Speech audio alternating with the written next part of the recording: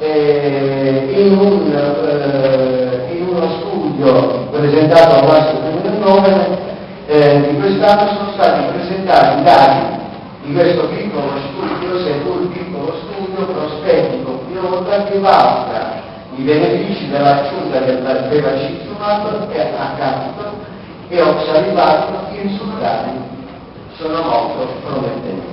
Se noi vediamo su 60 pazienti, 34 e 22, quindi sono dei risultati vantaggiosi. Andiamo se non erro, l'ultima, e andiamo a vedere con un ulteriore studio dell'anno 2009. Infatti in questo studio la sopravvivenza ai 7 anni è del 55%, quindi passiamo al 55%, un dato estremamente importante. I risultati di questo studio sono estremamente incoraggianti e vanno tuttavia confermati in ulteriori studi prospettici e Grazie. Lo scuso per la rapidità, purtroppo chi è per ultimo è così. Io devo chiudere, vi prego, come responsabile scientifico, devo fare le conclusioni. Giorni addietro, mentre preparavamo un congresso, faccio una premessa, mentre preparavamo un congresso con il Presidente, il dottor Gusmai, le nostre collaboratrici, eccetera, ebbi la possibilità in pochi momenti di leggere un testo. E nella considerazione di una bella cosa faticosa e affettuosa dal punto di vista umano, scientifico, nel preparare questo congresso, mentre leggevo questo libro, iniziavo ad avere delle grosse problematiche di non vedermi nella maniera più assoluta d'accordo nella lettura di questo libro, e vi leggo integralmente. In conclusione del mio discorso, vi prego un attimo di attenzione, in conclusione del mio discorso, dopo aver ascoltato ed esaminato le formule, desidero fare alcune personali considerazioni. Giorni or sono leggevo su una rivista l'intervento di un neurochirurgo italiano di fama internazionale. Trattando del mestiere del medico, sosteneva, incalzato dalla tecnologia, controllato dalle esigenze economiche e di bilancio, trattato con sospetto dai pazienti, il medico appare oggi in balia di una crisi profonda e diffusa. La visione perde il terreno, gli ideali appassiscono.